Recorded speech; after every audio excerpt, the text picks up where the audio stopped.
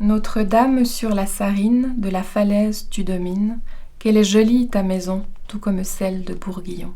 J'irai poser mon ex-voto sur le revers de ton manteau pour qu'il rejoigne à tout jamais tous les merci que l'on t'a fait. Notre-Dame sur la Mègue rouge, tu veilles ici, tu veilles en loge. Dans la douceur à contretemps, il y a Saint-Maurice et il y a Saint-Jean. J'irai danser tout près du bord, sans un regret, sans un remords, puisque ma mère a bien voulu me ramener le temps perdu. Je m'appelle Josiane Haas et je suis l'auteur des textes mis en musique dans Pontéo.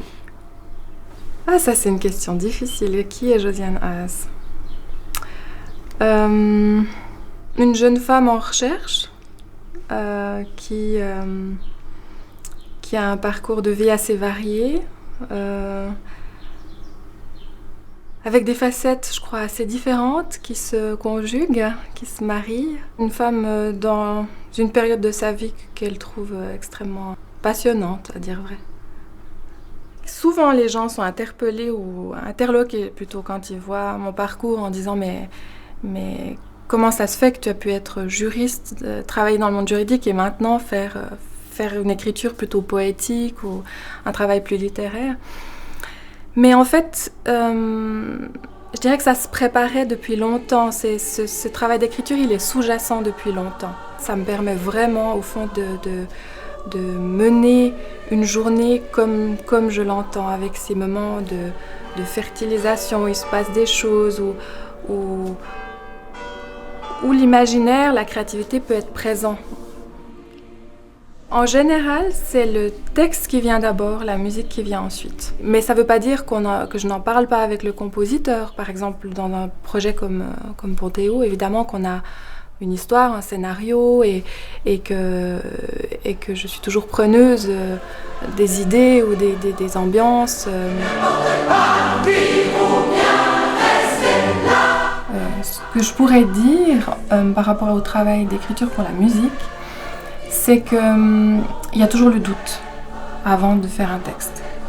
Et c'est assez étonnant parce que, au fond, les expériences font que je pourrais me dire « oui, je sais faire », mais comme c'est à chaque fois un nouveau thème, un nouveau défi, j'ai toujours le doute jusqu'au moment où c'est fait, puis je me dis « ah oui, je sais encore écrire ». Évidemment qu'Émile Garda, c'est pour moi un modèle, c'est pour moi quelqu'un qui a fait des choses absolument magnifiques et qui me fascinait beaucoup parce qu'il avait en plus un talent de conteur. Donc Émile Garda, il faisait des belles choses, mais il racontait des belles choses aussi. Et j'avais l'impression que dès qu'il ouvrait la bouche, il se passait quelque chose.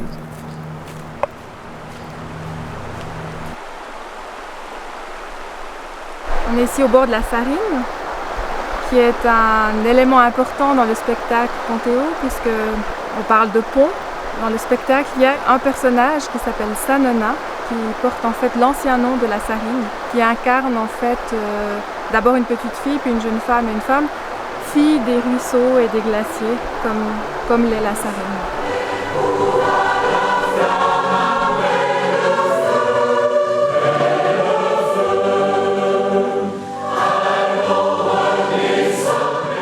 Ce pont de la Poya, moi je le trouve absolument magnifique.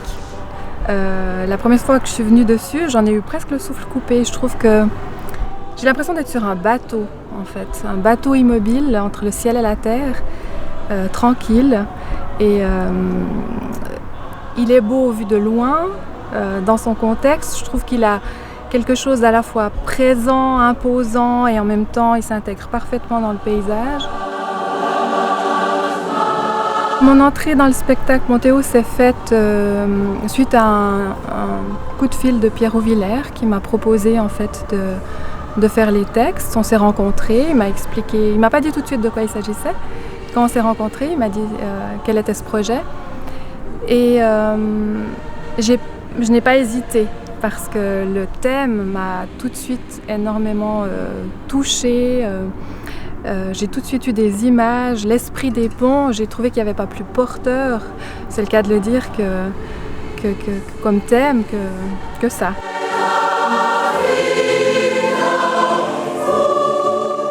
À travers ces répétitions, j'ai découvert en fait que Ponthéo, c'est avant tout une aventure humaine. Et je dois dire que je viens parce que chaque fois, j'en ressors pleine d'énergie et remplie par tout ce que j'entends, par toutes les belles rencontres. Entendre ces textes, c'est extrêmement émouvant. Dans la mesure où c'est un peu comme un accouchement, il y a toute une phase qui est extrêmement intériorisée, une phase de solitude chez moi. Et puis après, il y a le moment où je remets le texte à Pierre avec un premier écho. Et ensuite, j'entends les premières notes. Et ensuite à ça, j'ai le retour des gens. Alors dans Ponthéo, c'est ce qui est merveilleux, c'est que c'est en cours de route que j'ai un feedback qui me permet de poursuivre. Et c'est extrêmement motivant. C'est parfois le côté éphémère des choses qui fait leur intensité. Donc je sais que personnellement, je vais avoir un petit blues quand ce sera terminé. Mais c'est parce que ça ne dure pas que c'est beau. Tout comme c'est le paradoxe des choses, c'est parce que ce pont va durer qu'il va être magnifique aussi.